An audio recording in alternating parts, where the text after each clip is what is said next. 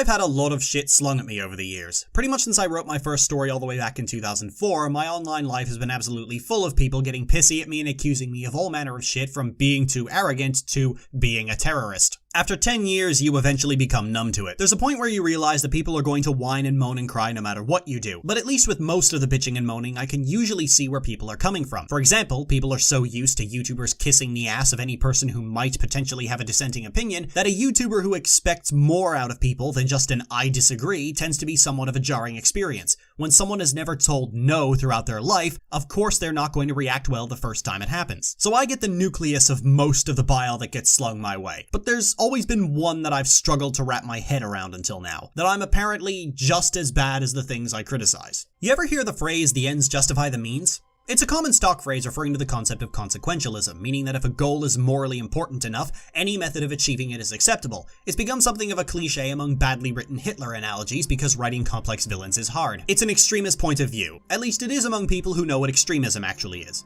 I bring this up because in recent years I've started to see a strange polar shift in this philosophy. The ends justify the means is extreme, but there's an equally extreme mindset, especially online, to strip situations of their ends entirely and focus only on the means. This is the only explanation I can think of for why a group like Black Lives Matter, a movement protesting and being angry at the fact the police can literally get away with murder, would find itself being labeled just as bad as the Ku Klux Klan, a neo-Nazi hate group who wants to purge North America of non-white people, or why I, a very left-leaning woman with zero tolerance for anti-LGBT or anti-social equality rhetoric, often finds herself being compared as the same as American white nationalists. You're probably familiar with horseshoe theory, the philosophy that the far left and the far right are actually the same as opposed to the vastly different political center, an attitude held by South Park's "you kids get off my lawn" approach to social issues and politics. The problem with horseshoe theory is that it only works if you strip all the context and nuance out of a situation, where you only look at two people fighting and don't stop to think about what they're fighting over. The problem with that approach is that those details are extremely important. Someone on the far left wants complete marriage equality, they don't want unchecked gun sales, and they want the ability to terminate a pregnancy for whatever reason. Someone on the far right wants to uphold the supposed sanctity of marriage, wants guns freely distributed, and wants women with unwanted pregnancies to suffer. Those goals, those ends, are not the same. In fact, they're complete opposites of each other. The reason they're fighting is because they're diametrically opposed to one another. All political parties are defined by their policies, their stance on the issues. That's what makes the Liberal Party, the Conservative Party, and the New Democratic Party so vastly different from one another. It's what separates the Democrats from the Republicans and what separates both of them from the Libertarians and the Green Party. You can't reliably say that Hillary Clinton and Donald Trump are exactly the same because they represent different groups with different ideas and different priorities. They have different ends. The ends justify the means is often criticized for being a cheap justification for one's terrible behavior, but to be honest, I've never really been one to get alarmed when people use it, because when the phrase is uttered, it inherently shifts the discussion to one's ends. What are your goals? Are they going to work? Does this really justify your means? Let me demonstrate. At the end of the original Fallout, you encounter a monstrous creature called the Master, who has a grand plan to convert all human beings into super mutants. He explains that as long as there are differences among humanity, they will tear themselves apart fighting each other. Converting them all into a single race of hyper-intelligent and hyper-powerful creatures will ensure that peace will reign. And to that end, he has no qualms about killing anyone in his way and forcibly converting them. Because as far as he's concerned, the ends justify the means. You have three options. You can join him, kill him, or talk him out of his plan. If you decide to talk him out of it, it's impossible to talk him down on moral grounds. He doesn't care because, to him, the mutants are the future, and any action toward that goal are justified because of said goal. The only way to talk him down is to tear apart his goals. Throughout the game, you learn more about the super mutants, and you learn that they're sterile and cannot reproduce. Because of this, the mutants won't survive. All of the Master's work has been for nothing. The plan is going to fail. When forced to confront this, the Master is struck with horror at the things he's done in the name of progress, all for nothing. Now that his goals are shown to be worthless, the weight of the terrible things he's done has fundamentally changed. The ends no longer justify the means. He concludes he cannot go on with the knowledge of the atrocities he's committed and kills himself. The final confrontation with the Master is incredibly nuanced and speaks to the quality of the writing in the original Fallout. A quality that the series has been sorely lacking as of late. We don't see villains that well planned out. The Master is essentially a mutated Hitler, but unlike a lot of analogies to Hitler, his motives and reasons for his actions are carefully explained. Hell, the real Hitler wasn't as nuanced as the Master was. The rest of the Wasteland doesn't want to live under the Unity's rule, but the Master doesn't care. If you want to talk him down, you have to prove to him that his goal isn't going to work, that it's a failure. a waste. Your only other option is to kill him. Badly written villains never explain themselves beyond platitudes. It's easy to look at their means when their ends are completely up in the air. I've said this before and I'll say it again. One of the most ridiculous things about Kuvira as a villain is that you only ever have other characters' word for it that she's evil. All the things she's said to be doing, like ruling over people with an iron fist, invading states that won't surrender full force, sending people to re-education camps, are all things you're only ever told. You're never shown any of this. At first I thought that maybe the writers were planning some kind of an interesting bait and switch where it turns out that, despite her seemingly iron fist, Kuvira is actually not doing these things. And all the accusations are the desperate warblings of people who don't like to follow rules, or probably something more nuanced than that. Turns out, no.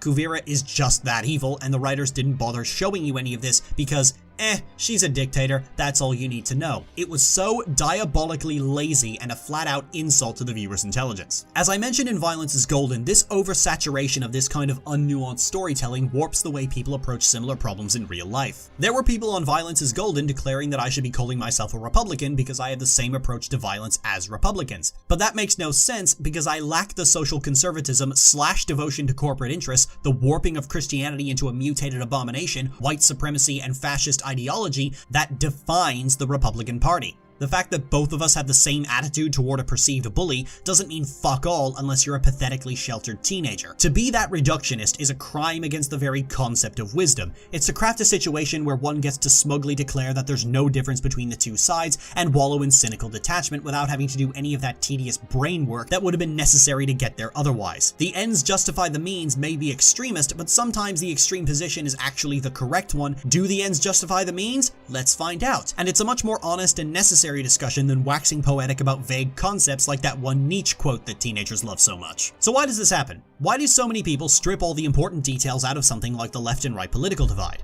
Well, in Horse Famous, I spoke about a psychological phenomenon called the Dunning-Kruger effect. It refers to a study that measures a person's perceived expertise on a given subject versus their actual expertise on a given subject. We revisited the topic in Guard Break when we discussed people with entry-level military experience suddenly talking as if they were experienced veterans or officers. People who think they know something in detail generally aren't looking to learn more about a given subject, and when a fight erupts, whether it be between political parties, religious groups, fandoms, whatever, the easiest judgment to make is to say both sides are at fault because it doesn't require any work. It's a knee-jerk phrase that sounds neutral, and that's what some people think wisdom is. Understanding why two groups of people are fighting in the first place would take a level of effort that they're unwilling to invest, either because they think they already know what the problem is all about, or because they're one of those insufferable people who hate fighting, reflexively label it as drama, and don't bother to engage with it, but they just have to have their say on the matter regardless, because heaven forbid an opinion go unexpressed for 5 seconds. Here's a clip of Silverquill demonstrating this attitude. 2016 has been a rough go.